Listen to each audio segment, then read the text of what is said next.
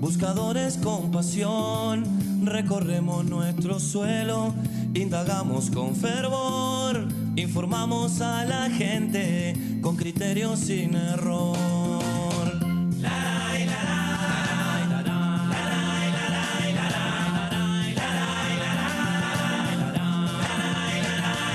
Buscadores por oficio, buscadores del amor, con trabajo y sacrificio, te ofrecemos lo mejor, si nos llaman buscadores. 14:14 este lunes 3 de noviembre, una jornada soleada, espléndida, absolutamente primaveral en la capital del país, y una 18 de julio desierta, bueno, poca gente, podríamos decir.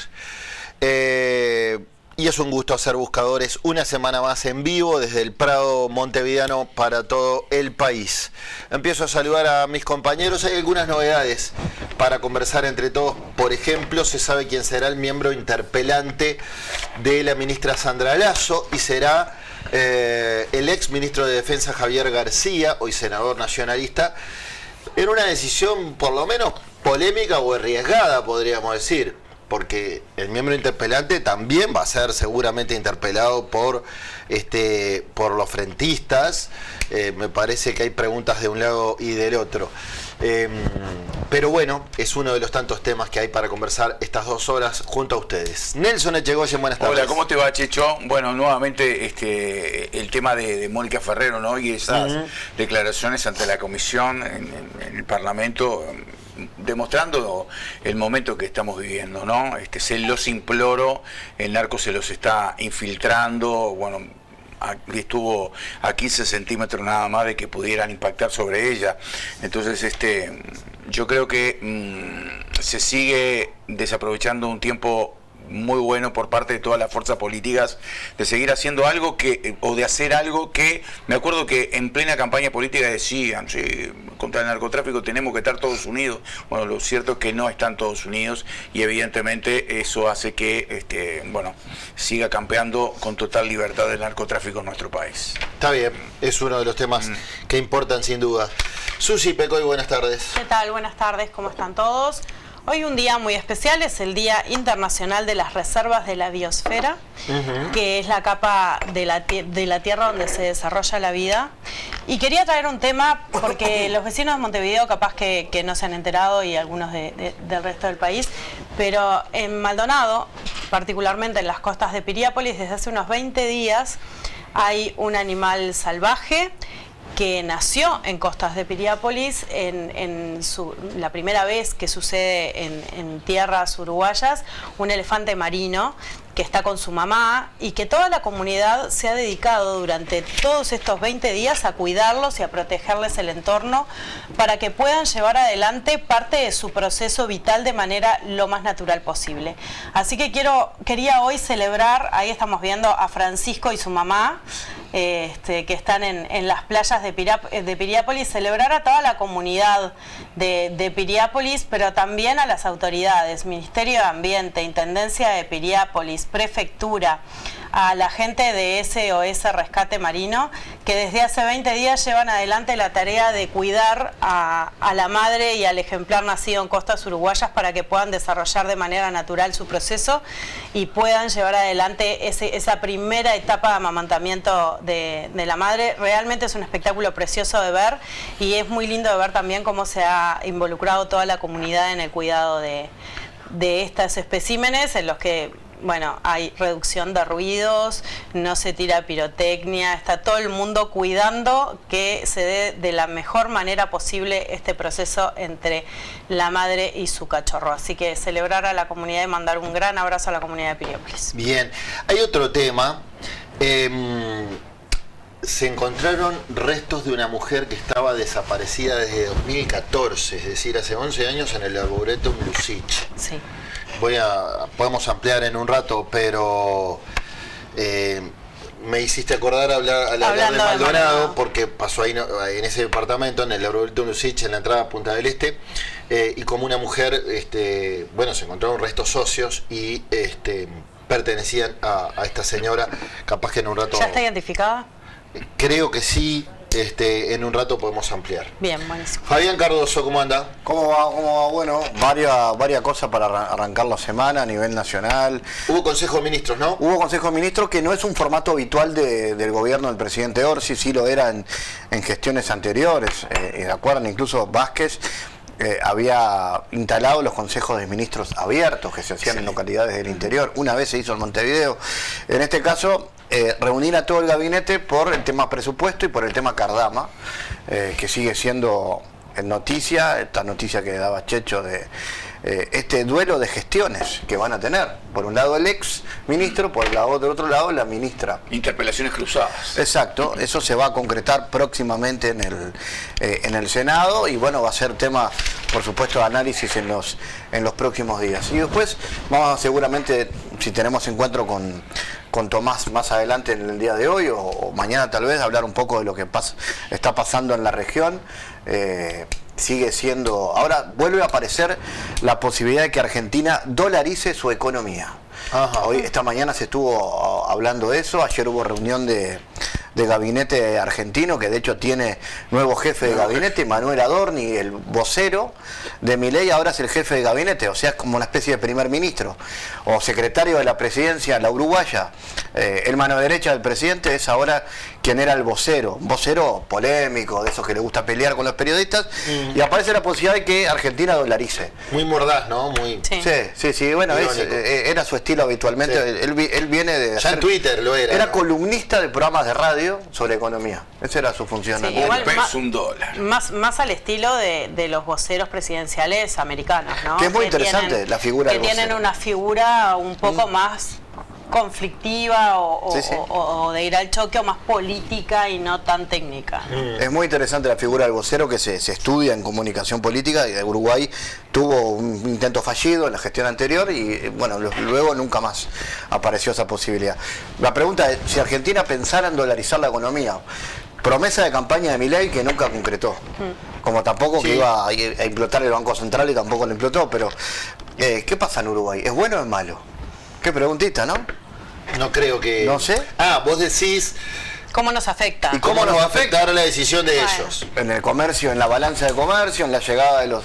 en porque realidad, si dolariza la economía, dolariza los salarios. Va a ser un tema para preguntarle Sí. a los expertos en economía. Bueno, nosotros Ecuador, en realidad, en en Ecuador Ecuador está está dolarizado, pero la realidad es que a Uruguay no le impactaría tanto el hecho de que la moneda sea una o sea otra. A Uruguay lo que le impacta es cómo va la economía argentina, porque claramente estamos muy cerca y nos afecta lo que le suceda. Ahora, si tienen una moneda o tienen otra, si la economía está estabilizada, no deberíamos tener mayor problema. El problema es que la economía no se desestabilice más con esto de la dolarización, que sabemos que no ha sido, por lo menos en la mayoría de las veces que se ha adoptado, una medida muy eficaz para la estabilidad económica. Argentina tuvo dolarización durante el menemismo. Sí, claro. El 1 a 1. El 1 a 1. De Caballo, ¿no?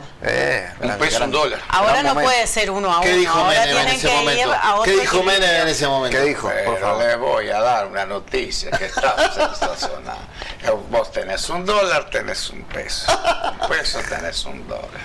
¿Quién ha dicho que no nos va a dar resultados? Por favor, nosotros en La El recuerdo de Rioja, Carlos Saúl presente en La en la mesa. Rioja ya Por tenemos todo el equipo trabajando para todos ustedes.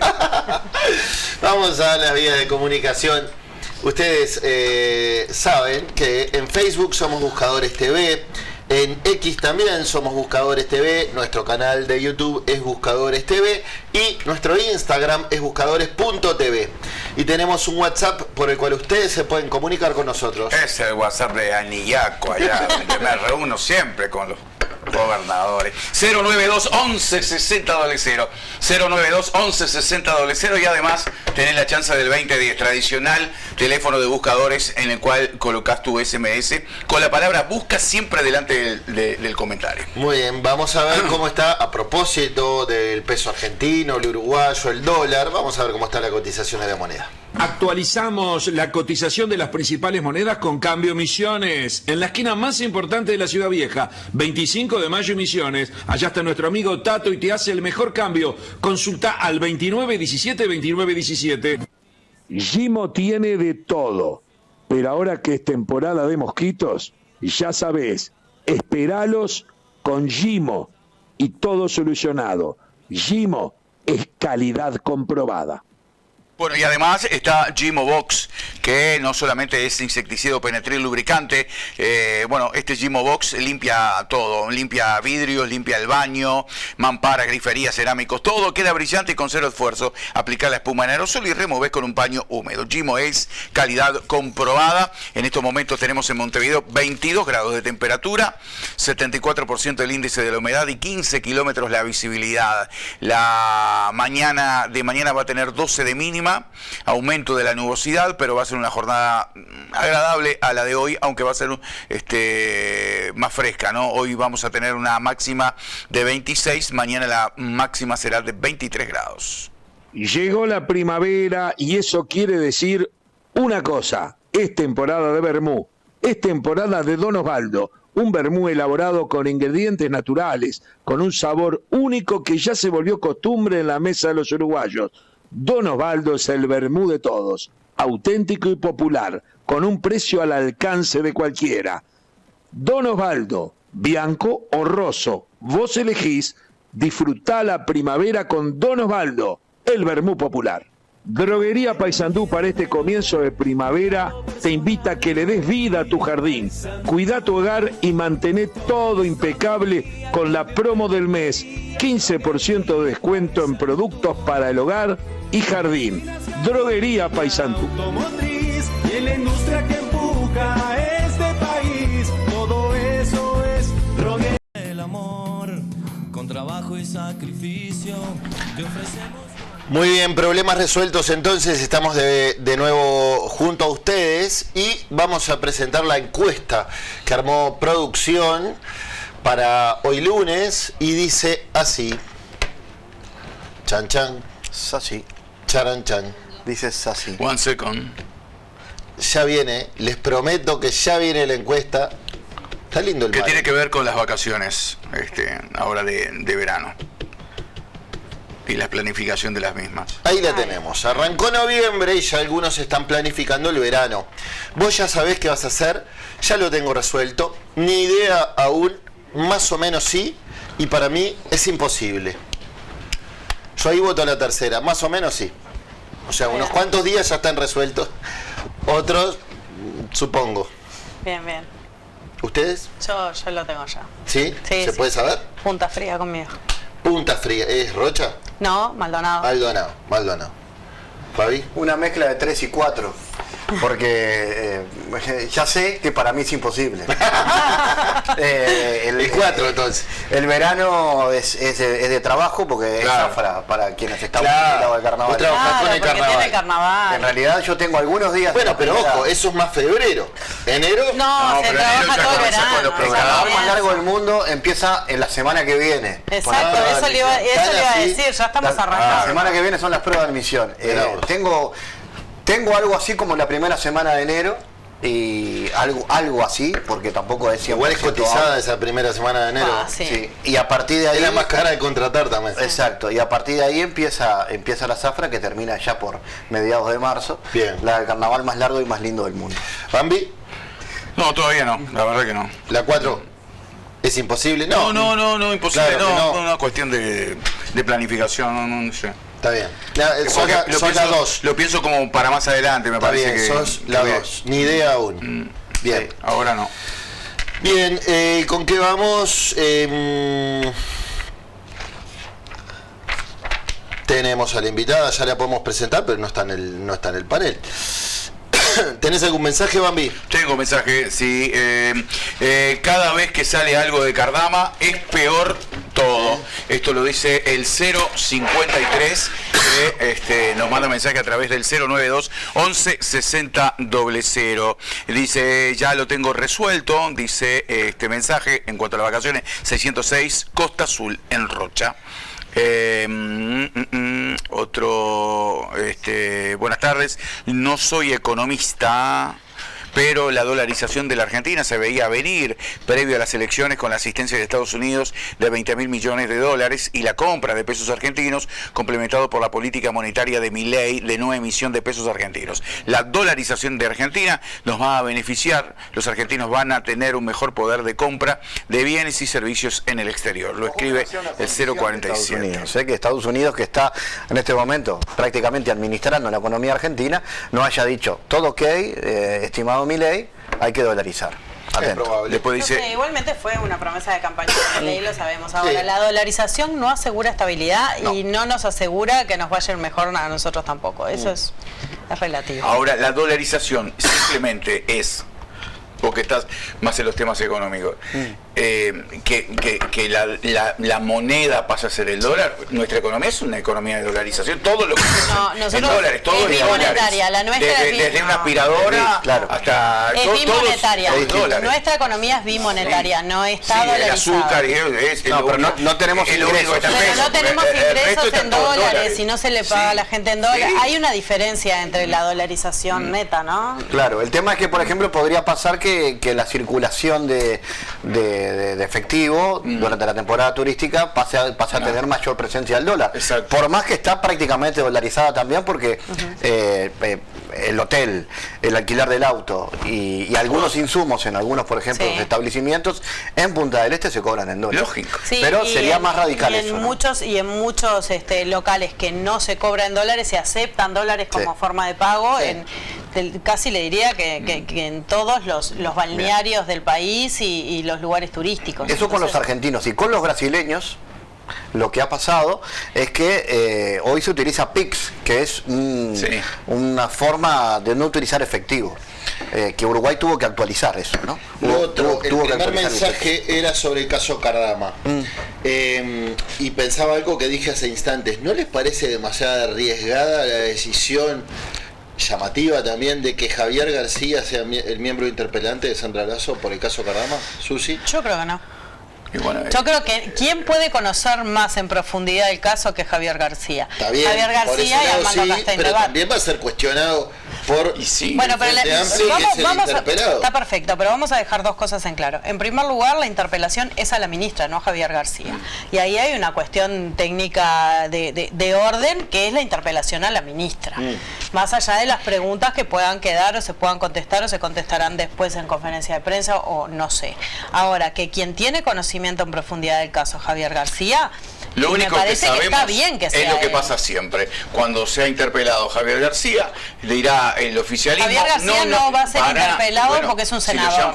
Pero puede serlo. Puede ser llamado para que informe de lo que pasó. No van a satisfacer sus declaraciones para el oficialismo y al revés no va a satisfacer las declaraciones que hace la ministra y así se nos va y está todo bien, un quinquenio. ¿Y sabés en qué se va? En que cada uno tomará su definición de acuerdo a lo que escuche. No sirven para nada. Bueno, está bien, yo sigo insistiendo que los mecanismos parlamentarios son importantes.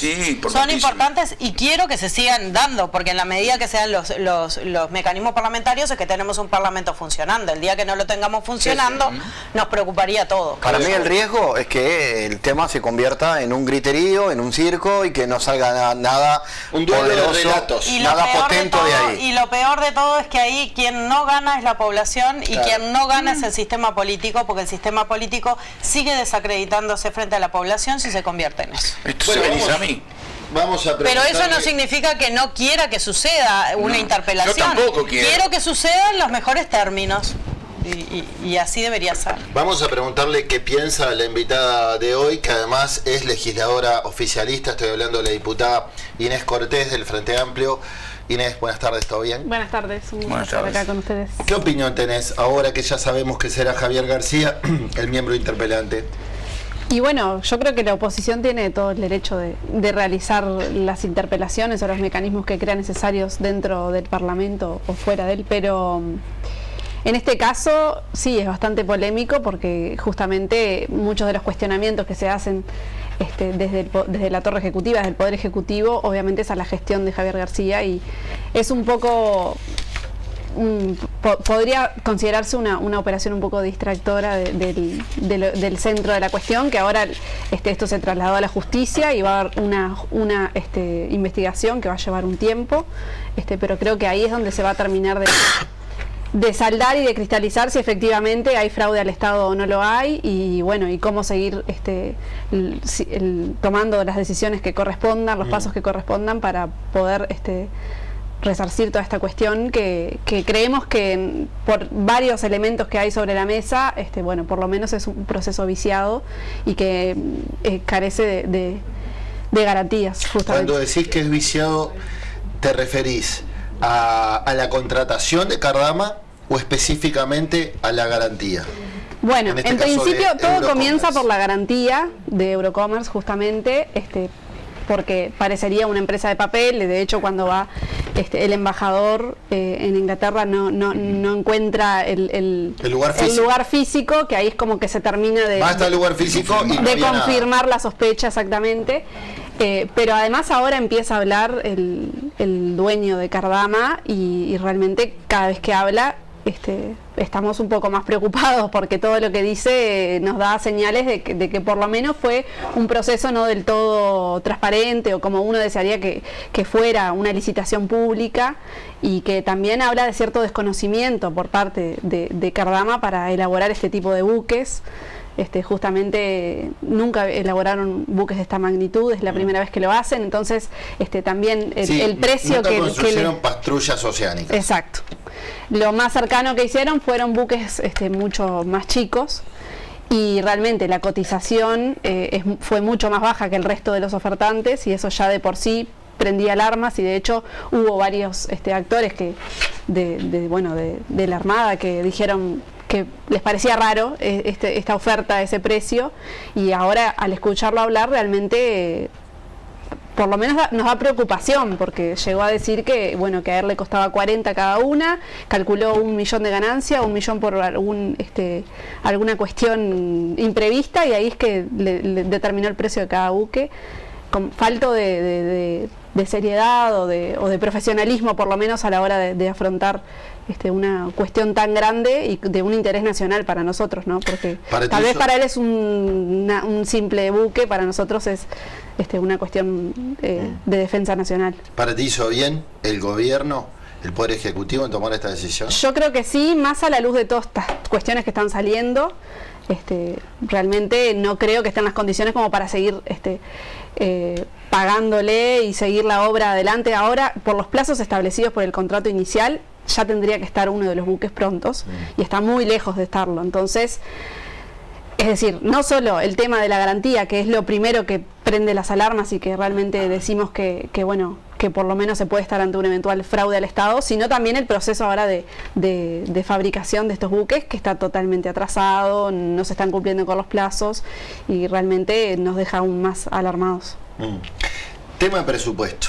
Ahora está en la Cámara Alta, ya salió de ustedes, pero se habla de modificaciones importantes. Por ejemplo, para la justicia, para Fiscalía, están reclamando a grito pelado más presupuesto, y el gobierno dice que está afín a estudiarlo.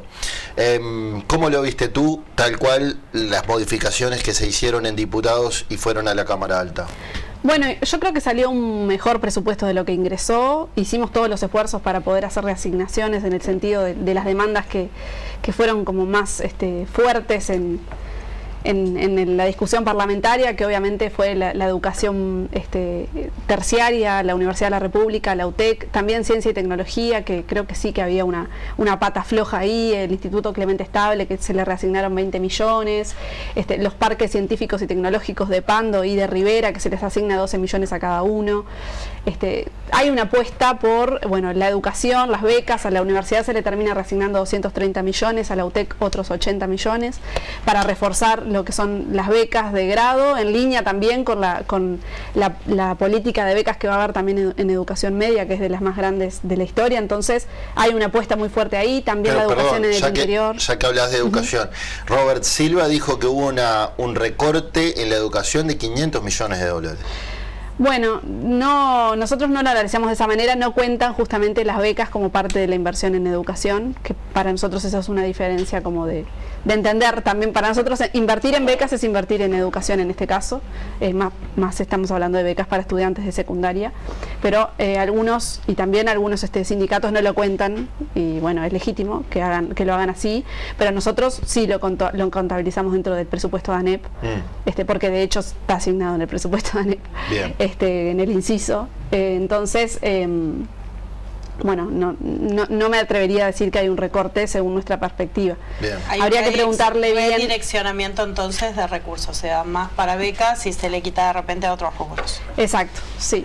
Hay una apuesta a las becas porque hay una gráfica que mostraron durante la discusión de presupuesto ANEP que para mí fue la más clara, que es la culminación de educación media según los quintiles de ingresos. El quintil más bajo, que es el quintil más pobre, culmina la educación media superior en un 27%, no llega al 30%, y los dos quintiles más altos, un 80%. Entonces ahí hay una cuestión realmente que hay que atender, de que los gurises más pobres son los que se les complica más para mantenerse en el sistema educativo, entonces es que se apuesta a estas becas, que además se le aumenta el monto y que va a llegar a 70.000 gurises, que hasta ahora se les llega a 14.000, entonces realmente es un cambio significativo, o esperamos que así lo sea y que tenga un reflejo en la permanencia en el sistema educativo y en la culminación también. Pero, perdón, respondiendo a tu pregunta, entiendo sí que hay algunas cuestiones que quedaron sin atenderse, y hay algunas demandas que son muy válidas y que nos encantaría poderse atender, y supongo que el Senado va a hacer los esfuerzos para ver qué afectar, porque lo que tiene la discusión en presupuesto en diputados, en el Parlamento, no solo en diputados, es que no podemos aumentar el gasto, sino reasignar. Y eso sí o sí hace que tengas que afectar algún inciso, alguna unidad ejecutora, o sea, sacar de algún lado para reforzar en otro. Tú dijiste, este presupuesto prioriza a quienes más lo necesitan. ¿Por qué? Justamente porque dentro del incremento del gasto, que son esos 140 millones para el primer año y luego se duplica los siguientes años, el 60% es para protección social. Estamos hablando del aumento del 50% del bono crianza, que es hogares más vulnerables con niños de 0 a 3 años y mujeres embarazadas. Las becas Butiá, que son de las que hablaba recién, para educación media, que va a atender a estos hogares en condiciones sociales, socioeconómicas más jodidas. La atención a la gente en calle, que realmente tenemos una emergencia en situación de calle. Además hay un abordaje nuevo que va a ser enfocado en las adicciones desde el Ministerio de Desarrollo Social para esta población en particular, que nos parece importante que se empiece a hincar el diente en ese sentido, porque está estudiado que hay un vínculo vicioso entre la gente en calle y el consumo problemático, y también en salud hay una inversión de esos 140 millones para la salud pública, la salud mental. Entonces realmente se hacen que esa nueva inversión, se hacen los mayores esfuerzos para que se destine a la gente que más lo necesita, y eso fue una decisión tomada en el contexto justamente de las restricciones fiscales que hubo a la hora de elaborar el presupuesto. Bien. Hablar de la pobreza siempre es un tema delicado, porque hay que hablar de números cuando en realidad estamos hablando de personas. Sí. Pero están los números sobre la mesa. ¿La realidad es distinta a la que dicen los números?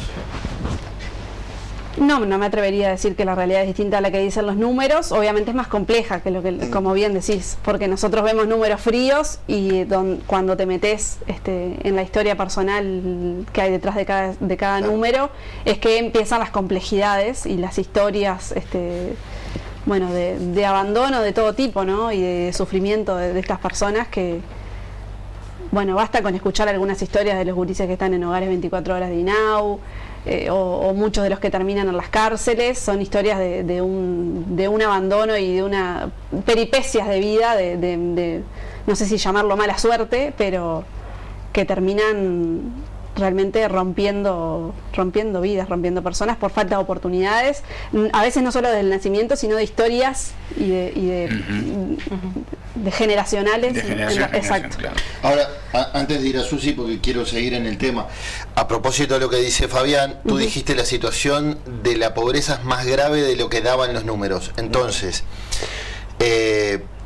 intuyo que quizás suponés que el MIDES de la gobierno pasado no trabajó bien, o que se pintaba una situación y encontraban un escenario mucho peor. No, cuando los números son los números, lo que sí hubo fue un cambio en cómo se mide la pobreza. Sí. De hecho, nos da que hay mayores niveles de pobreza porque se está midiendo mejor y se están tomando otras variables en cuenta. Sí, se cambiaron los indicadores para poder mapear otras situaciones que antes no quedaban contabilizadas. Exactamente. Se perfeccionó el indicador. Eso no quiere decir que haya aumentado la pobreza de un año al otro o que se haya duplicado como da el indicador, sino que ahora se están midiendo otros tipos de variables que hacen que justamente la población bajo la línea de la pobreza sea más entendida con estas nuevas formas de medición. Y en eso es que nos referíamos que la situación era más jodida de la que decían los números, en el entendido de que a veces te da que una persona no es pobre, pero es tal la vulnerabilidad que por una pequeña modificación de ingresos en el hogar ya pasa a ser pobre. Y eso también son las complejidades de medir la pobreza solo por ingresos, sino por otros factores. También está el indicador multidimensional. ¿Cómo se hace para llegar con las políticas públicas de verdad a quienes lo necesitan? Porque entiendo que es muy complejo, que muchas veces se hacen esfuerzos, se destinan dineros públicos y se habla de destinar a determinados grupos, pero a veces es muy difícil llegarle específicamente a ese grupo. Cuando hablamos de niños y de pobreza en la niñez particularmente, es muy difícil a veces atacar esa pobreza porque es multidimensional. Totalmente. Y porque además es difícil llegar al hogar. Entonces tenés que tratar de llegar por varios lugares diferentes. ¿Cómo se hace? Totalmente. Bueno, ahí tiene que haber una batería desplegada, integral e interinstitucional, que creo que un poco se está ensayando. Se ensayó, por ejemplo, para ir a buscar a los gurises que estaban desafiliados del sistema educativo, que no se habían inscrito ni siquiera al inicio del año. Y ahí hubo un equipo de BPS, de INAU, de ANEP, todos juntos, yendo a buscar a esos gurises que de 5.000, más de 5.000, lograron reincorporar al sistema 2.500 aproximadamente, es decir, la mitad. Todavía falta otra troja a incorporar. Pero creo que es con esfuerzos y tratando de trabajar conjuntamente. A veces el Estado es como de compartimentos estancos. Y como bien decís, a una misma familia a veces le llegan distintos programas que no dialogan entre sí, y a otra familia que también necesita esa llegada no se le llega con ningún programa. Y eso es una debilidad y un problema que hay que resolver, que además hace ineficiente el gasto, de una fragmentación y de un desgaste para la familia también. Imagínate que vengan 3 equipos de trabajadores sociales distintos a hacerte las mismas preguntas según el organismo y que no haya un diálogo interinstitucional. Es un problema en sí mismo y que creo que esto trasciende a los gobiernos, ¿no? O sea, sí, es un tema de falta de cruzamiento de datos que tiene el Estado históricamente. Absolutamente. Cuando de repente hay instituciones que tienen mucha información, hay otras que no las tienen, y el cruzar datos es complejísimo, porque además cada dato que querés acceder de una institución que tiene esos datos y esos números, tenés que hacer unas movidas tremendas para que te habiliten el conocimiento de esos datos. Y ni te digo un expediente, a veces un expediente en el Estado demora meses.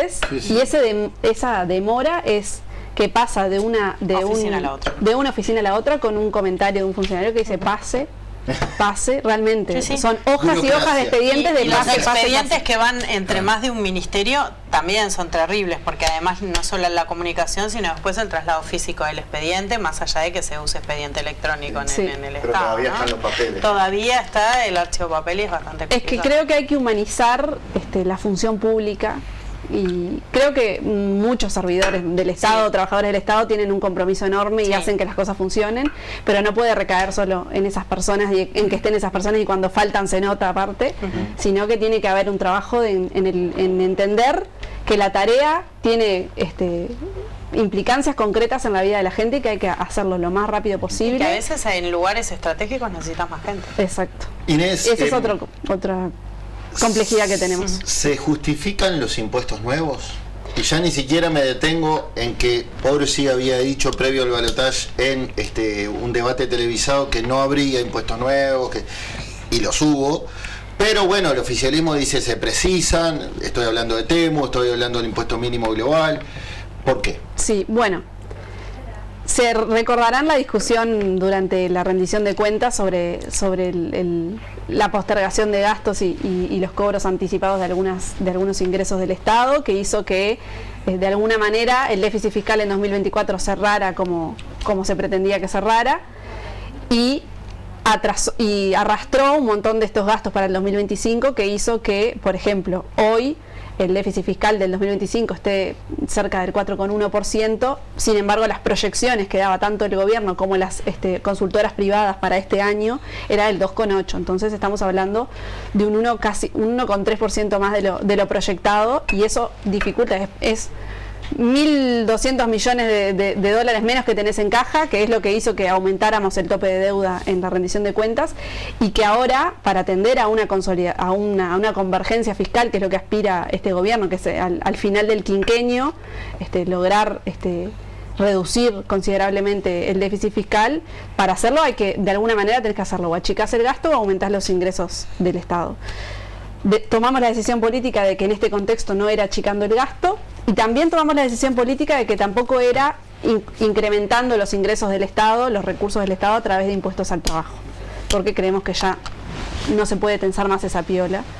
Y es en ese sentido en que se diseñan este paquete impositivo, que es por un lado la localización del impuesto mínimo global, creando el impuesto mínimo complementario doméstico, para multinacionales que facturan más de 750 millones de euros, que se les cobra un 15% de lo generado en el país, y el impuesto del IRPF a depósitos en el exterior, tanto de uruguayos como de residentes fiscales, porque en realidad lo que hubo en los últimos años fue un aumento considerable de los depósitos en el exterior, pero no son de uruguayos, sino que son de residentes fiscales, justamente, que generan la residencia en el país para poder sacar el dinero, principalmente argentinos.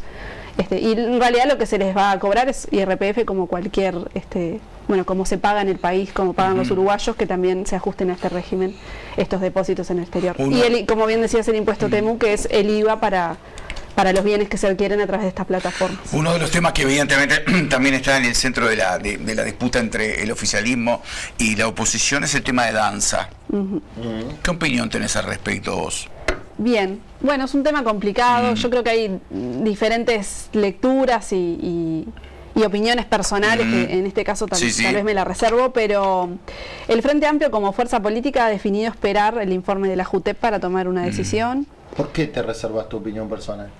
Y porque, bueno, cada uno puede considerar, yo no me voy a meter en las decisiones personales de los compañeros. Creo que es un excelente médico, que ha hecho una muy buena gestión en los pocos meses que lleva en ACE, que ha habido una mejora concreta en la asistencia, desde la reincorporación de medicamentos, hasta, asegurar especialistas en algunos lugares donde no los había.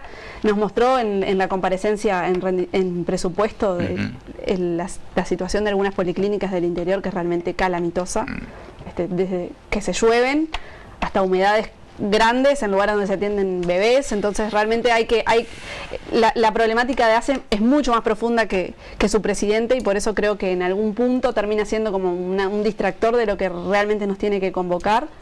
Y como bien decían hoy al principio, a veces se utiliza la herramienta de la interpelación para un desgaste político que termina teniendo un rédito en el corto plazo, pero que en el largo plazo nos perjudica a todos como sistema, porque es esto de la credibilidad en la que terminamos todos involucrados. Yo creo que Danza actuó bien desde el momento que nunca ocultó su situación, y al momento, antes de asumir, él mandó a hacer este estudio a Del Piazzo, y los puso. Y ahí fue el presidente y la ministra los que tomaron la decisión última. Quizás se equivocaron. Él puso las condiciones, y me parece que en ese sentido hay que reconocerle una honestidad intelectual. Decir, esta es mi situación, yo no puedo por cuestiones personales dejar estos trabajos. Pero, ¿por qué no puede dejar? Poder puede. Bueno, según su decisión personal no, por eso no quiere. Él puso las condiciones. No quiere, si le aceptaron las condiciones. Claro, ahí está. Es un poco como dice ella.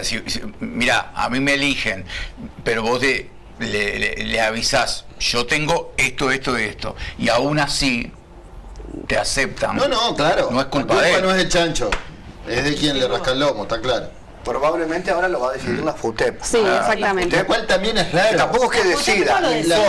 Informa, exacto. Y cortó, y ahora ni siquiera sugiere, informa cuál es la situación. Informa, sí. ¿Y te parece correcto esperar a la JUTEP? Y bueno, yo creo que sí, es lo más, me parece lo más adecuado en el contexto actual. JUTEP, de la que no nos acordamos a la hora de armar el presupuesto tampoco, ¿no? Bueno, se le reasignó algo, no lo que pedía, pero sí. Y volviendo al presupuesto, y fiscalía, los fiscales, ya vimos El ruego. Exacto, esa es la palabra, el ruego de la fiscal de corte subrogante, de William Rosa, el vocero del gremio, diciendo, nos dieron migajas para lo que necesitamos, da la impresión que ahí habría que reforzarlo, ¿no? Bueno, supongo que va a estar dentro de las contemplaciones del Senado, ¿sí? De todas maneras, igual, y no me parece menor, se logró un acuerdo con los fiscales para poder equipararles el 1%, no sé si se acuerdan esa discusión que tuvieron los fiscales de tener como, igual remuneración que el Poder Judicial, que el último gobierno se le otorgó en lo legal, pero no asignó los recursos para que así sea. Entonces se llegó a un acuerdo para en lo largo del quinquenio alcanzar ese 1% para igualarlos, que no es menor porque les cambia sustancialmente a nivel salarial la equiparación. Y después, bueno, hay sí demandas a atender, siempre la frazada queda muy corta para las demandas que hay. ¿Con qué te quedaste con gusto a poco en diputados? ¿Qué pensaste para ti? Estaría bueno que ahora el Senado, aunque sea tus colegas frentistas, deberían ajustar esto que nosotros en diputados no pudimos. Y bueno, tal vez atender sí algunas demandas de Fiscalía, de Poder Judicial, para los pedidos sobre la aplicación de la Ley de Violencia Basada en Género. También, a la que siempre le falta presupuesto para que se cumpla, ¿no? Sí, ahí yo creo que hay como un debe atender. Bien. Sí, dale. Porque sé que estabas trabajando en la modificación del proyecto de ley de tenencia compartida y me interesa mucho el tema y saber cuáles son los artículos sobre los que están trabajando una modificación, qué significa eso y cómo viene justamente planteado el tema. Sí, mañana va a ingresar el proyecto, toma estado parlamentario, pues bueno, la bancada del Frente Amplio siempre trata de los proyectos firmarlos por todos. Estamos en ese proceso de firmas, de recolección de firmas, y básicamente es un proyecto integral que aborda distintos tipos de violencias a infancias y adolescencias, no solo la intrafamiliar en el contexto de violencia de género, sino también violencia territorial, generando algunos mecanismos que también involucren a las intendencias y municipios para generar algunos lugares seguros en los barrios.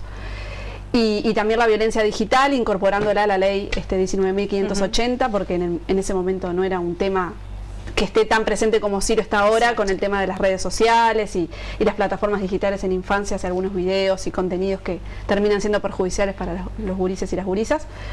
Y las modificaciones concretas a la ley de corresponsabilidad son el artículo, no te quiero decir mal de memoria, pero es el artículo 3, 4, 6 y el 15. Los primeros tres que te dije los modifica y en realidad va más en el sentido de volver a la redacción original del Código de la Niñez y la Adolescencia, que es, bueno, en caso de separación la tenencia se hace de común acuerdo, en caso de que no haya acuerdo se la define el juez, incluye en estos principios a seguir la corresponsabilidad en la crianza, pero también atendiendo algunas cuestiones particulares de los niños y adolescentes y escuchando la voz de los niños y demás.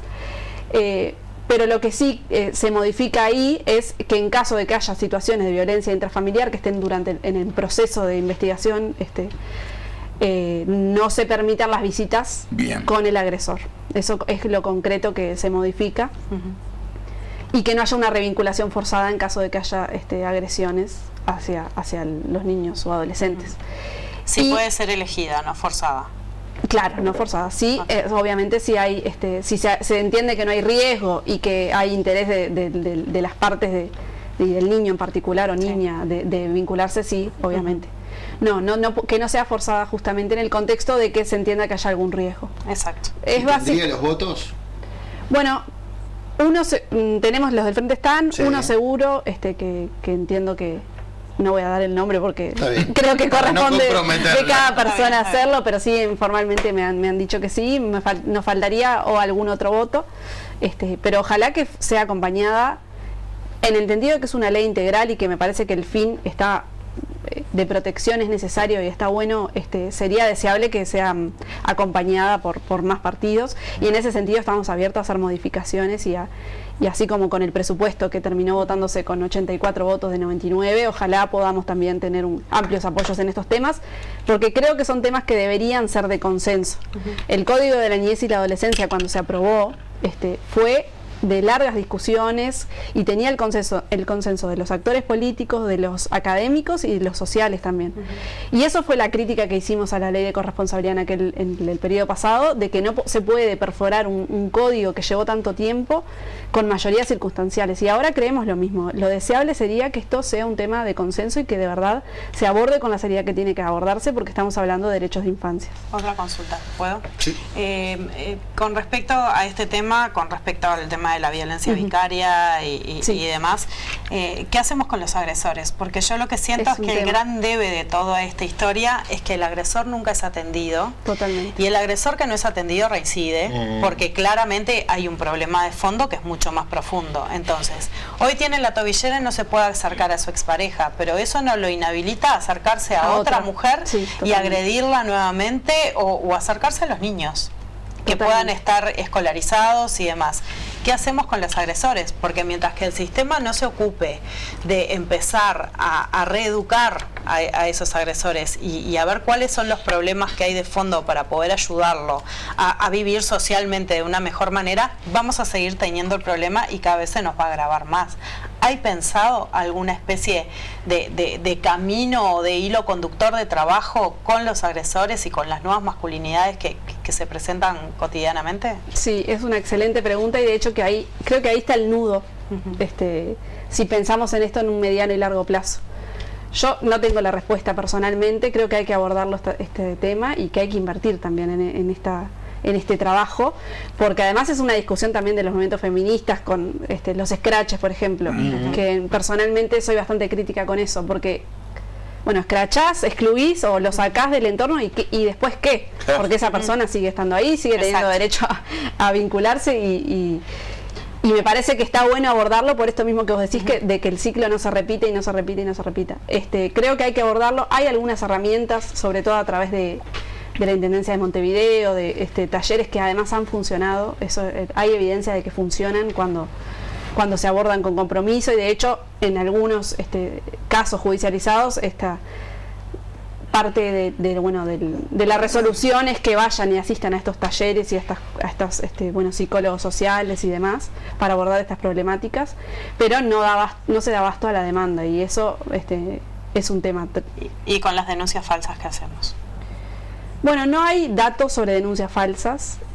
Creo que además en los casos en que las hay, el sistema tiene las herramientas como para detectarlo. Pero se están usando, ¿tenés idea? Porque en realidad ese en realidad es el tema del nodo de los discursos discursos que pueden tirar abajo la posibilidad de una ley que sea mejor que contemple mejor a la niñez. Sí, totalmente. Bueno, el Poder Judicial no tiene datos digitalizados y ese es un problema. Realizamos ahora un pedido de informes junto con algunas legisladoras del Partido Colorado también, para saber concretamente, por ejemplo, cuántas tenencias compartidas hubo a partir de la aprobación de la ley de corresponsabilidad, porque uno de los argumentos que teníamos era que ya existía la tenencia compartida, siempre existió, y que esto no era una innovación y que no iba a generar tampoco cambios. Y en realidad, por lo que hemos charlado con defensoras y algunos jueces y juezas, concretamente el problema que justamente venía a resolver esta ley de corresponsabilidad no lo resolvió. El problema de obstrucción de vínculos en algunas situaciones sigue existiendo, entonces realmente no se está dando en la tecla y lo primero sería recabar datos. La primera dificultad es que justamente el Poder Judicial no tiene datos sistematizados. Sí. Muy bien, diputada Inés Cortés del Frente Amplio, gracias por esta charla, Mujadores. Gracias a ustedes, un gusto estar. Muy bien. A las órdenes. Vamos a esta noticia. Decíamos más temprano, hubo Consejo de Ministros.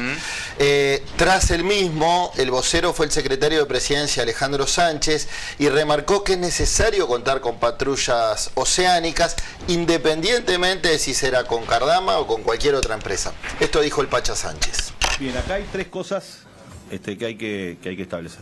En principio, la decisión del Poder Ejecutivo fue transitar por el resto de los procesos administrativos tendientes a resolver un contrato que nosotros nos sentimos que está sin garantía.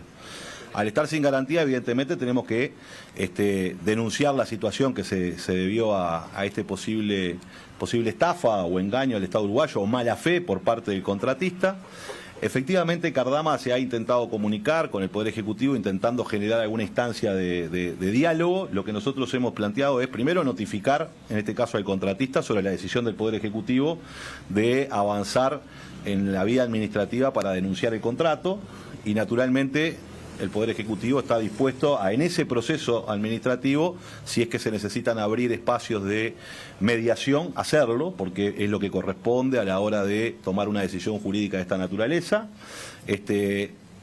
Lo que hemos hecho es notificar, en este caso a Cardama, y no hemos tenido más comunicaciones que esa. Seguramente lo que va a hacer ahora la empresa es ofrecer sus descargos frente a la comunicación o a la vista que le dio el Poder Ejecutivo y allí se desencadena ese proceso.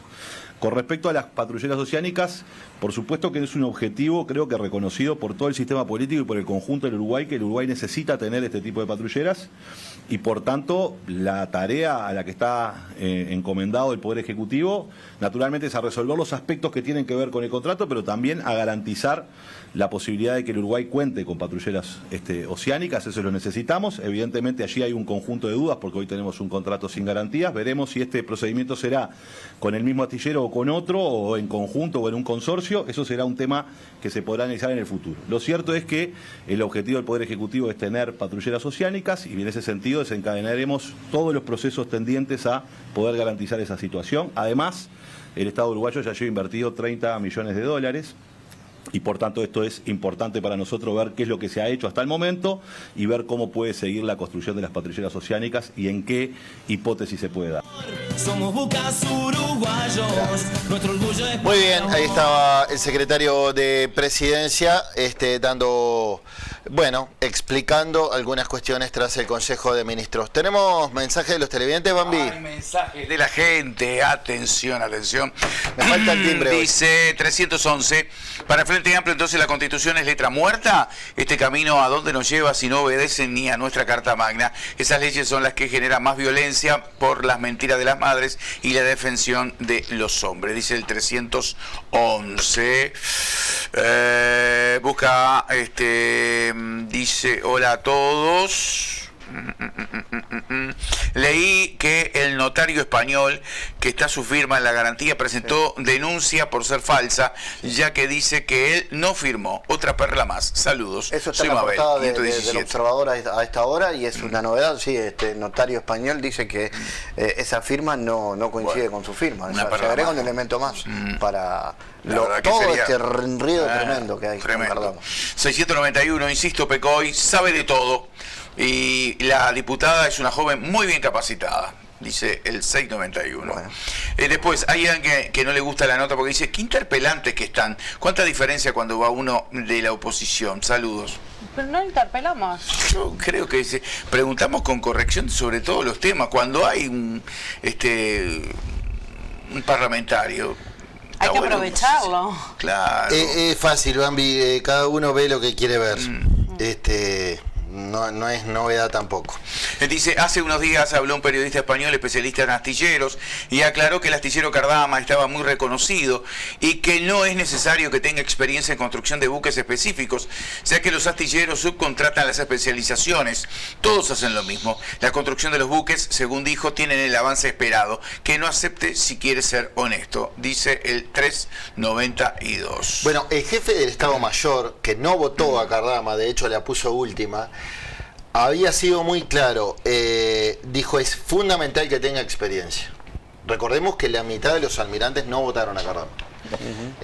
Y dijo es fundamental que tenga experiencia, después pasó a retiro, bueno. Son puntos de vista, ¿no? También es cierto que económicamente era muy atractiva la También oferta. es cierto que hubo un proceso en el que las barcazas y los buques bajaron de precio. Mientras que se llevó adelante el proceso licitatorio, hubo un tema internacional que hizo bajar de precio y por eso es que en función del dinero que había y de lo que se necesitaba comprar y que había habido una baja internacional de precios, se decide declarar desierta y que en realidad tampoco es una licitación, es una oferta, es un llamado, una oferta, porque no puede haber un pliego público, porque está vinculado a los temas de defensa. De hecho, así está regido, y nada que compre en aspectos de defensa el Ministerio de Defensa, el Ministerio del Interior y demás puede ser hecho a través de licitación pública. Pues ese es un tema que también se cuestionó mucho, pero también hay que tener conocimiento de cómo deben hacerse los llamados de determinadas unidades del Estado, ¿no? Acá dice, hablando de feminismo, ¿qué pasó con el insistente y acusación de la mujer en un bus rumbo a Parque de Plata, que acusó en forma escandalosa a un hombre porque, según ella, los gritos de ella la venía mirando? Vino la policía y detuvo al hombre que venía con su pareja y un niño. Ella estaba al lado derecho y el hombre a la izquierda, y no fue detenida ni para que haga la denuncia formal. ¿Sabés que acabo de cruzar? Yo lo desconocía, pero justamente me lo acabo de cruzar en Instagram. Perdóname, estaba perfecto, porque yo desconozco este tema. Yo lo tengo acá en el celular porque recién me lo crucé. ¿Qué dice? ¿Qué es? Bueno, si quieren les leo, Sí. pero estamos dando la información a media. Dice: Canelones, bus C4 Montevideo Parque del Plata, una mujer empezó a gritarle a un pasajero de la nada, diciéndole que dejara de mirarla, que hacía rato que la miraba a los ojos. Dato extra, la mujer tenía lentes de sol puestos. Empezó a gritarle a la chofer sin parar: paren el ómnibus, me están acosando. El hombre acusado se alejó de ella, la mujer seguía gritando. Pararon el ómnibus y se esperaron a la policía, se llevaron el hombre a la comisaría por mirarla.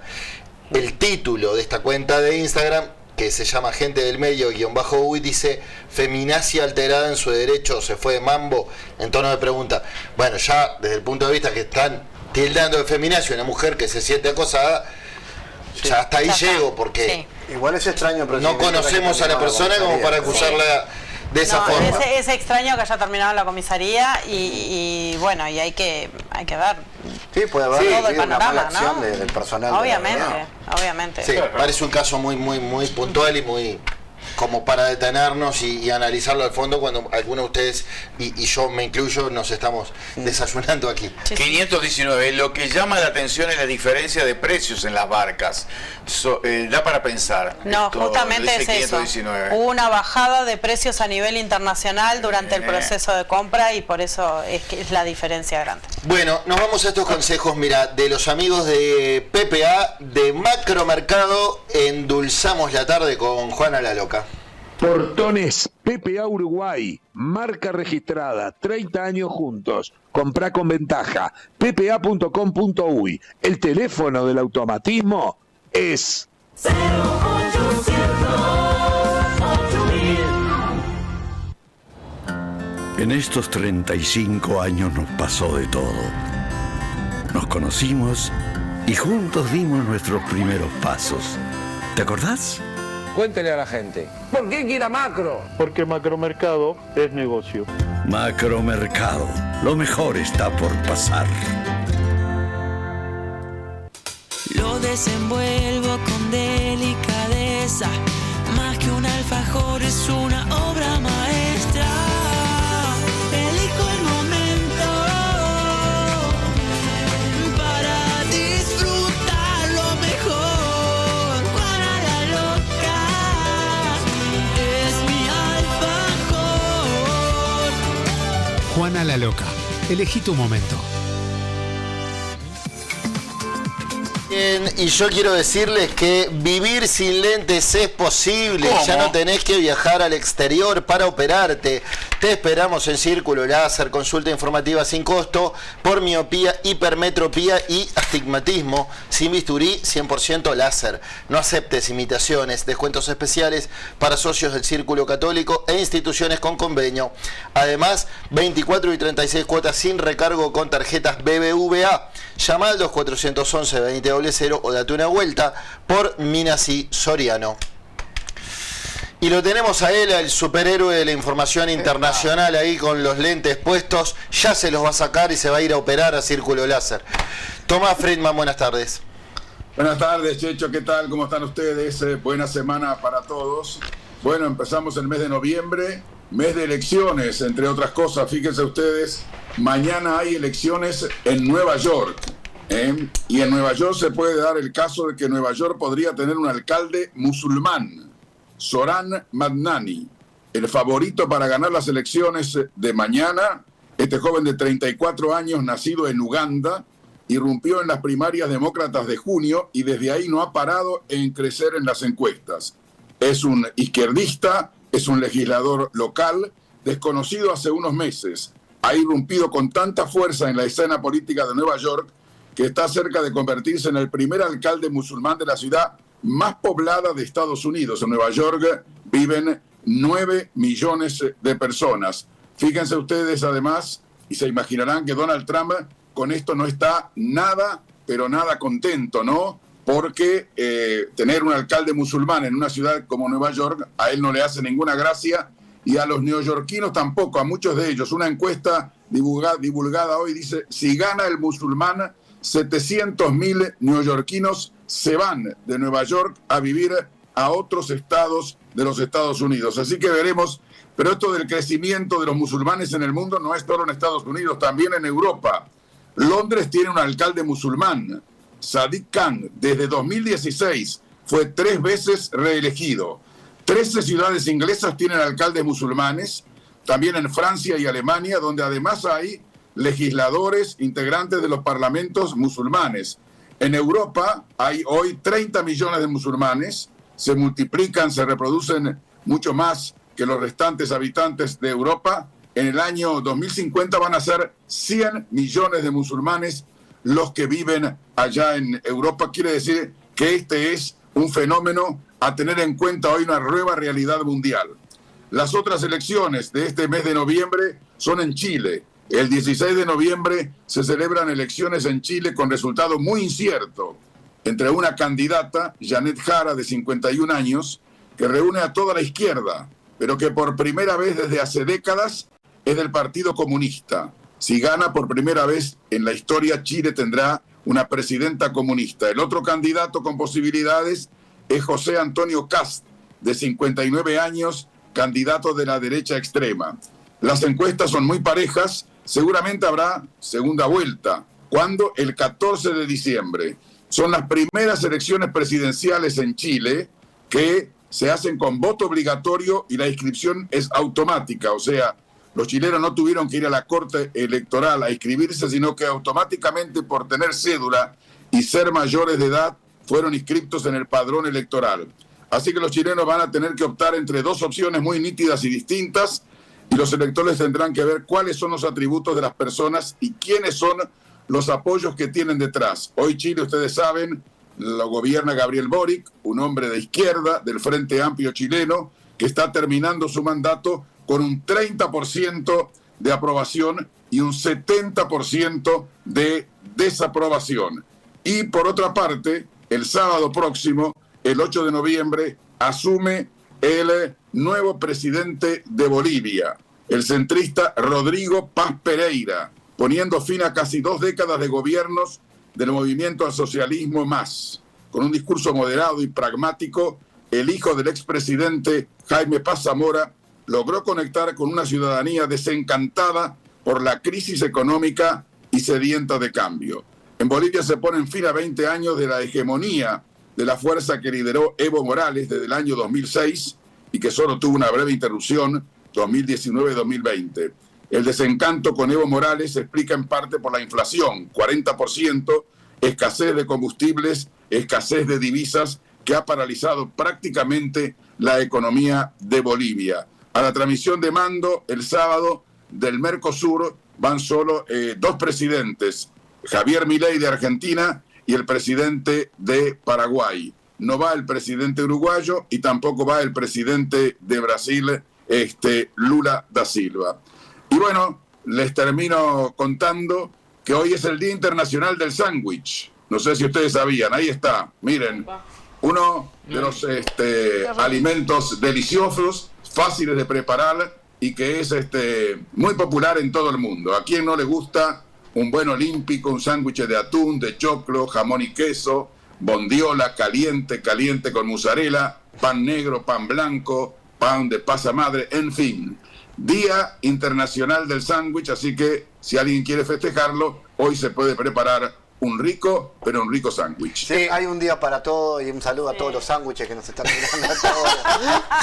Sí, señor. Fosforito, saludos a Fosforito, que se vestía de hombre sándwich, ¿no? Claro, también. Y hay quien...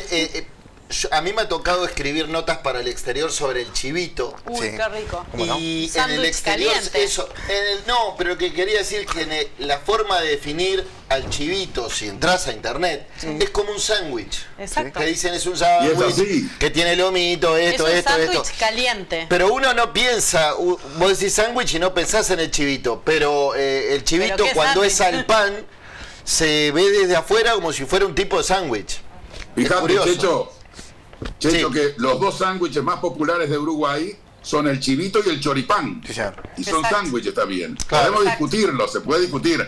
No es el sándwich tradicional de los cumpleaños. Uno piensa en pan de miga Y la milanesa al pan. o una milanesa al pan, También. claro. Claro, o la también. milanesa al pan también. Así que en materia de sándwiches acá en Uruguay tenemos amplia experiencia también. Le cambiamos el nombre, los inventamos, pero es así. Tomás, me voy un poquito para atrás. Me quedó haciendo ruido algo. El nuevo presidente boliviano, lo definiste como centrista. Esto está confirmado, es lo que dicen los analistas políticos bolivianos. No es de derecha, entonces. Es decir, que no. Bolivia no pasó de la izquierda a la derecha. Centro derecha. No, el que dice que es centrista es él. Le preguntaron, y bueno, el que es de derecha como Milei no tiene ningún problema en decir, Milei dice, yo soy de derecha, libertario, Sí. y la izquierda no me gusta. La izquierda es el fracaso mundial, pero eso lo dice Milei. No es el Y perfil de la elección en Bolivia, estaba esta opción y la de Tuto Quiroga, que también fue expresidente, y que ambos son liberales, digamos, ¿no? Ahí está, esa es la Una opción palabra. de derecha liberal, Tal libre cual. mercadista. Tal cual, tal cual, tal cual. Y Sí, fíjense ustedes que... pero si escuchaste bien, Tomás acaba de decir derecha. Y bueno, sí, no, es que en realidad en el matiz todavía existe la izquierda y la derecha, hay quienes lo niegan. En el matiz del movimiento al socialismo y el resto de las opciones, ellos están ubicados a la derecha y el MAS a la izquierda. Más ¿Vieron a la ustedes que izquierda. ahora, vieron que ahora en general a los políticos no les gusta a los de derecha que le digan que son de derecha? Soy liberal, soy de centro derecha, pero de derecha no. O sea que esa es una división, como dice Fabián.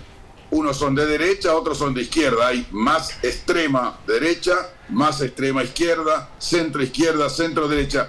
Este hombre es un liberal, como dice él, va a cambiar totalmente. Bolivia tiene rotas las relaciones con Estados Unidos. Él ya se entrevistó con el secretario de Estado, Marcos Rubio, va a restablecer las relaciones en forma inmediata. Y hay que tomar en cuenta, además, que Bolivia con este presidente se va a convertir el año que viene en miembro pleno del Mercosur, cosa que es importante para el mirá Mercosur. vos. Y entonces va a tener voto como los demás países, va a ser el presidente que va a refrendar si se firma el acuerdo Unión Europea-Mercosur en diciembre, como estaría programado en principio. A propósito, el jueves en Belém se realiza la COP30, la reunión internacional más importante de medio ambiente del mundo, que tiene por sede Brasil. Allí va a recibir Lula a Emmanuel Macron, entre otros, y va a discutir otra vez con él el tema del acuerdo Unión Europea-Mercosur. Ustedes saben que Macron no ha cambiado de posición. Lo último que ha dicho esta semana su ministro de Asuntos Europeos, Benjamin Haddad, es que Francia quiere que el memorándum, la nota que está hecha por separado por la Unión Europea, sea una nota, el adendum, sea aprobado por el Mercosur antes de que se firme el acuerdo a fin de año. Así que veremos qué suerte tiene Lula con esta propuesta de que el acuerdo él quiere que se firme este año porque tiene la presidencia del Mercosur y quiere que estar en la foto, como decir, se logró durante la presidencia del Mercosur. A propósito de la COP30, esta reunión de medio ambiente tan importante, vienen jefes de Estado de todo el mundo, entre ellos el presidente de Francia, por supuesto, viene también gran cantidad de líderes europeos y de la Comunidad Europea. Desde Europa siempre al Mercosur lo miran como decir, vamos a hacer un acuerdo con el Mercosur, pero el Mercosur siempre aparece dividido. Fíjense que es una reunión aquí en Brasil, cerca. El presidente Orsi no va, el presidente Milei no va. Quiere decir que hay en este sentido en el Mercosur diferentes apreciaciones, diferentes políticas, pero en Europa se asombran, como que es en Brasil, tiene la presidencia del Mercosur, la reunión del medio ambiente más importante del mundo, y los presidentes por X motivos no van y están al lado. La fecha de la cumbre de Mercosur, y ahí el objetivo es firmar el acuerdo con Europa. Va a ser como lo pedía la Cancillería uruguaya, lo dijo la vicecanciller hace algunos días en un evento, que quería el regalo de Navidad para el arbolito. Bueno, creo que capaz que se le cumple el deseo. Tiene el regalito, 20 de diciembre cumbre, 21 firma, 24 Navidad. ¿Y quién va a ir? Seguramente Ortuño, ministro de Ambiente, María Fernanda Sousa. A la COP. Sí, el ministro de Ambiente generalmente va. La directora de Cambio Climático, María Fernanda Sousa. Generalmente van integrantes de los ministerios productivos también, de Ganadería y del Ministerio de Industria. Generalmente acompañan al Ministerio de Ambiente y el Ministerio de Economía. Hay un gran tema ya cuando yo estuve en Río, cuando la cumbre de BRICS, había un gran tema con lo que implicaba hacer una cumbre de estas características en un lugar como Belén de Opará, que no tiene alojamiento, no tiene infraestructura hotelera para eso. Entonces, hay reuniones que se hacen en Río.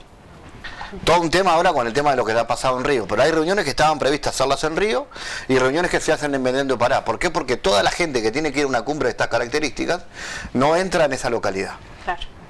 Para que se vean cómo viene así. Y el alojamiento es un tema muy importante. No, bueno, y las condiciones, incluso las condiciones... ¿Qué necesidad de hacerlo en Belén? Para hacer un evento, bueno, tiene que ver con una decisión del gobierno por temas medioambientales. Exacto. Por ahí viene el asunto. De acá a fin de año hay varias cumbres. Ahora también está la cumbre de las Américas, hay una cumbre iberoamericana, hay bastante actividad internacional. Muy bien, gracias Tomás, te mando un abrazo. Hasta mañana, nos encontramos allí en la mesa de buscadores. Cómo no, te esperamos mañana. Bueno, tenemos algunos mensajes, Bambi. Vamos arriba. El primer chivito originado en el mejillón de Punta del Este. Es verdad. Era una roseta con un churrasco en el medio, punto. Dice, no sé de qué viene. No, pues estuvimos hablando del chivito como un tipo de sándwich. Sí. Bueno. El más rico del mundo. No, se dice, bueno, fue inventado acá. Es el sándwich más rico del mundo. Lo tomas como sándwich, realmente. Bueno, yo arranqué hablando de eso porque cuando me puse a investigar sobre el chivito para escribir esta nota, en el exterior se lo define como un sándwich de carne con Pasa que uno piensa en sándwich y no piensa en el chivito. El chivito es chivito. En todo Chile, aquello que esté hecho al pan o entre panes. Entre dos panes. Entre panes es un sándwich. En Chile, ya que estábamos hablando de las elecciones en Chile, hay algo muy parecido al chivito que se llama el barros luco, que es un churrasquito al pan. Pero lo que no tiene es todas las cosas. ¿Cuál es la diferencia? Solo churrasco, pan. Sí, es churrasco, un poquito de queso salsa, o palta y pan. Y una tortuga. Bueno, y eso es el barros luco. No, me está faltando todo el resto del chivito. Es un chivito de Temu. Qué vergüenza se enojarían porque es muy... Qué vergüenza le da decir soy de derecha. Y se repite, dice 245. Yo no está errado. Pero acá quiero decir una cosa. Yo creo que acá sí, acá no le cuesta decir a la gente que es de derecha. En Argentina no. En Argentina te lo declaran, yo soy de Eso derecha, suele pasar en Uruguay, es como vergonzante. Y en España también. Bueno, sí está, pero me refiero a Sudamérica. ¿no? Es un país centrista. En Uruguay da la impresión que fuera algo vergonzante. El de izquierda se asume de izquierda. Los que no son de izquierda no se suman de derecha. Y muchos puede que no lo sean. Ahora, si estás todo el tiempo hablando pestes de la izquierda... Pero como si fuera la vereda de enfrente. No, pero no tiene que ver el lugar en el que te posicionas ideológicamente. Pero si hay izquierda y derecha. Bueno, a ver, está bien, por lo menos más a la derecha que a la izquierda. O no hay ninguna de las dos, o si hay una, está la otra. Para mí no. En función... Para mí no, la ideología de izquierda es muy clara, la ideología de derecha extrema es muy clara, y hay una ideología de centro, que mucho más... pero yo no niego la... Que es la que tiende en nuestro país. También estoy de acuerdo. Y esa es la que tienden la mayoría de los políticos que de nuestro muchos son país. de centro izquierdo, centro derecha, estoy de acuerdo. Por supuesto, y yo creo que nadie... Y te digo más, lo agradezco. Bueno, yo también. Yo prefiero eso a los extremos, porque los extremos nos llevan a cosas que no están buenas, por lo pronto. Bien, tenemos estos consejos, mira, de los amigos de Lubrax y de Temudanzas. La misión de Lubrax es ofrecer tecnología y alto rendimiento a conductores e industrias de todo el país, impulsando la evolución del sector. Prepárate para una experiencia Lubrax aún más innovadora, conectada con el futuro. Es tiempo de Lubrax y todos los productos Los encontrás en los principales distribuidores y puntos de venta de todo el país y en las más de 100 estaciones Action desplegadas a nivel nacional.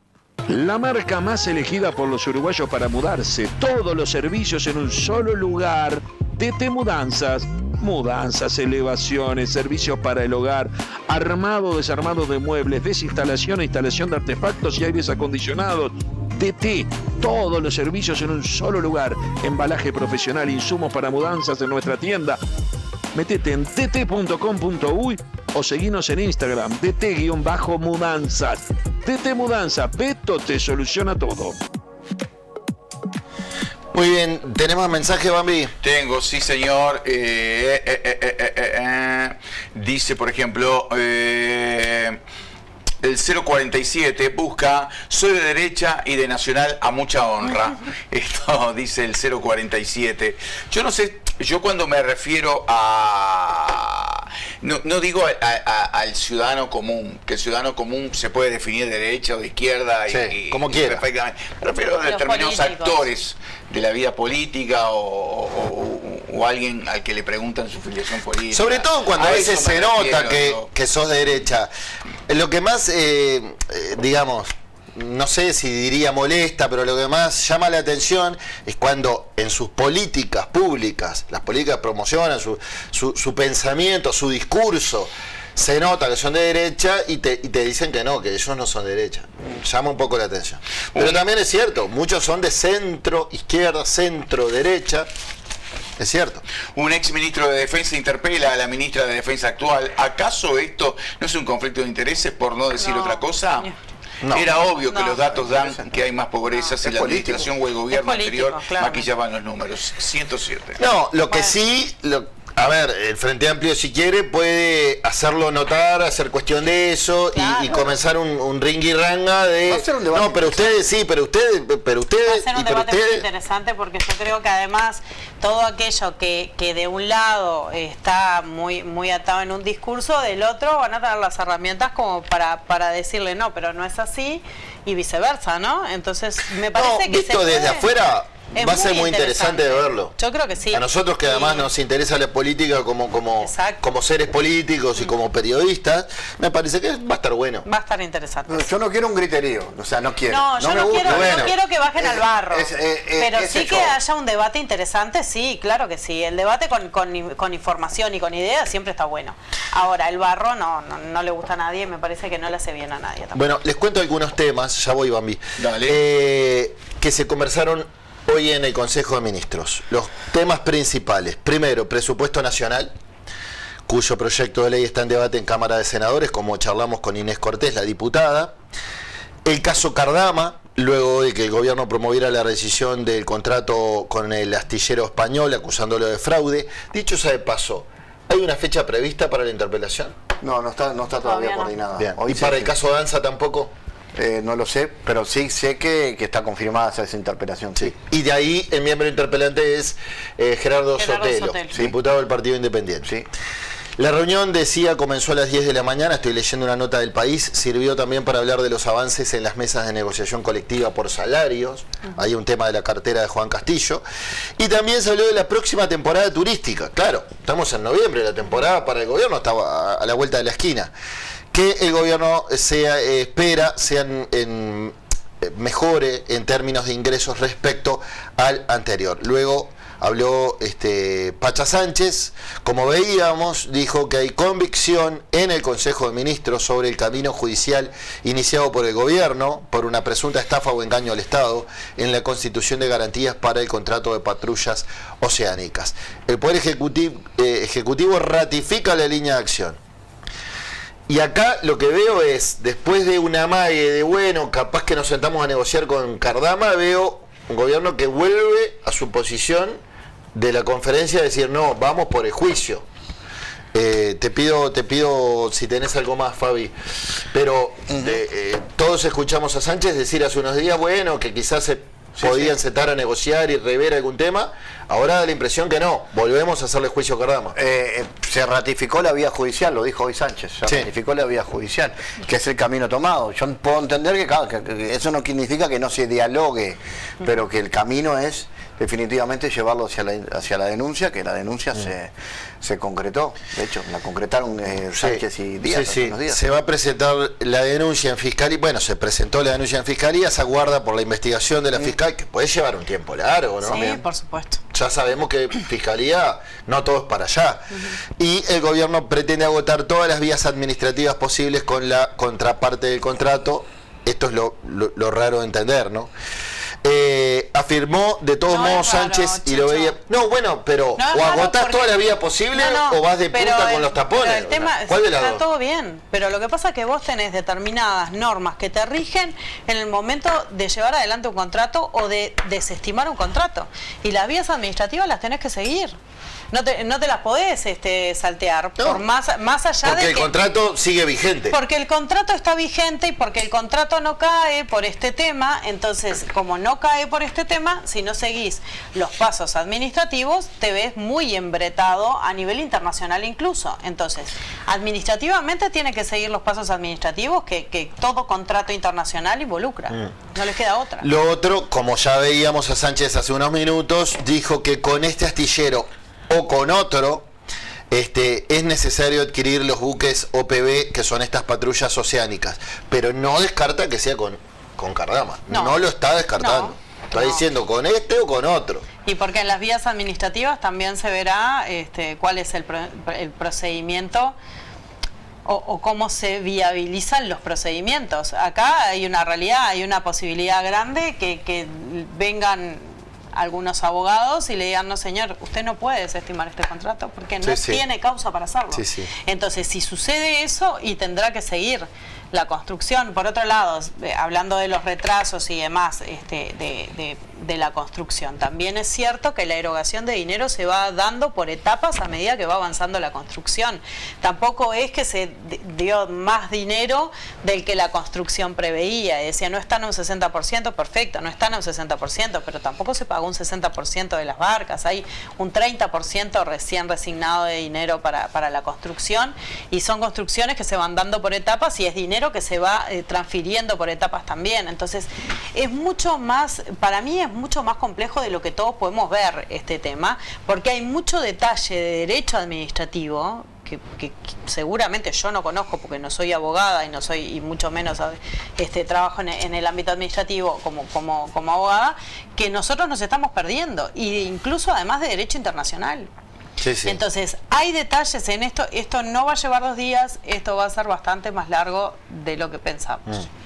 Bueno, a propósito de un tema que hablábamos con Inés Cortés, tenemos la palabra de la fiscal Claudia González, que pertenece al gremio de la Asociación de Fiscales, y dijo González que se vienen cumpliendo negociaciones para que se pague la equiparación salarial a los fiscales con el Poder Judicial, se equipare un funcionario del Poder Judicial con los fiscales. Mientras tanto, el gremio insiste con los reclamos en materia presupuestal, lo que decía Cortés. Esto dijo Claudia González.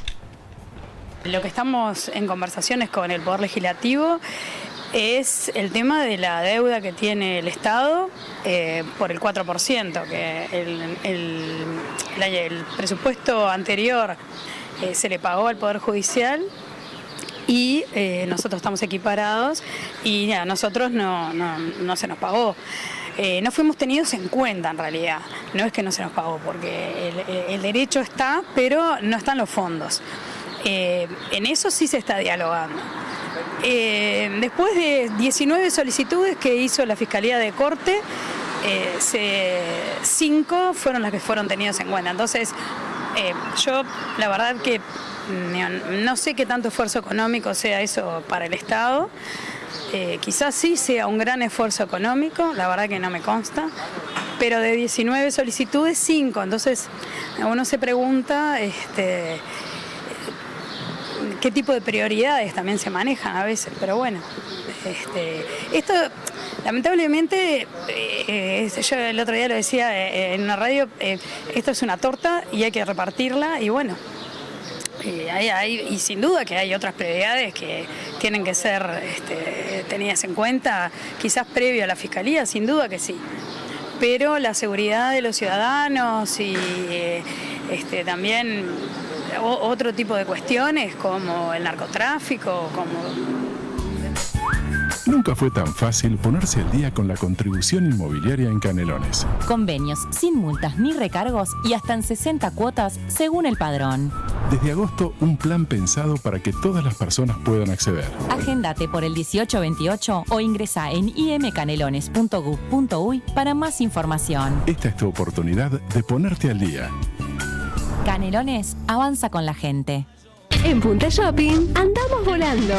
Por eso, a partir de 3.000 pesos en compras, te llevas de regalo una cometa para disfrutar y volar alto. Si sos socio AMI, con solo 2.000 pesos ya es tuya. Vení, hacé tus compras y llévate tu cometa. Punta Shopping siempre tiene algo para vos. Muy bien, ¿algún mensaje más antes de ir a la pausa, Bambi?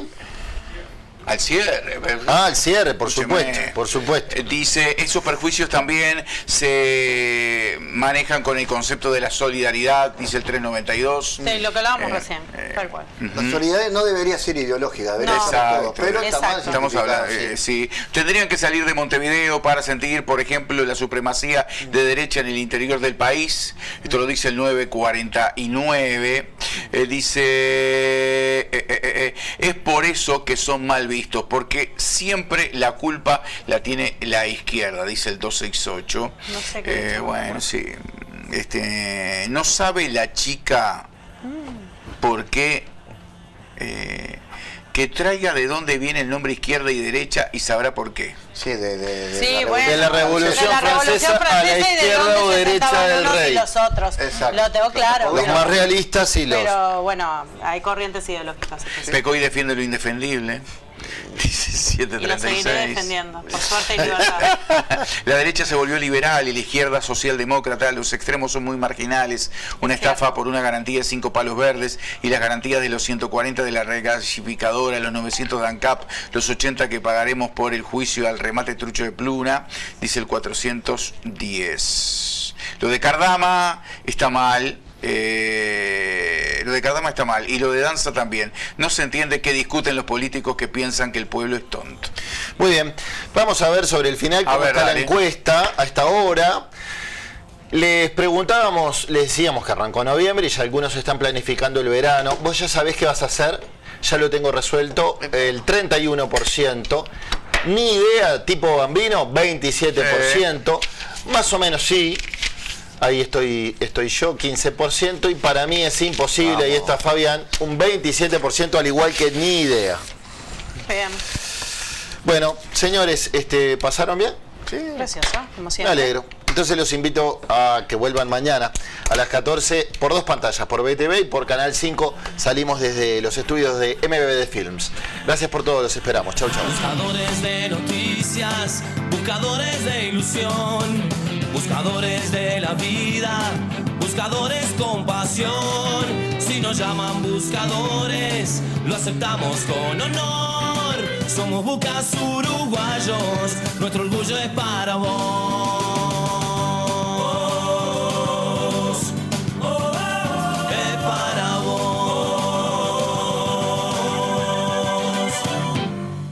Buscadores de noticias.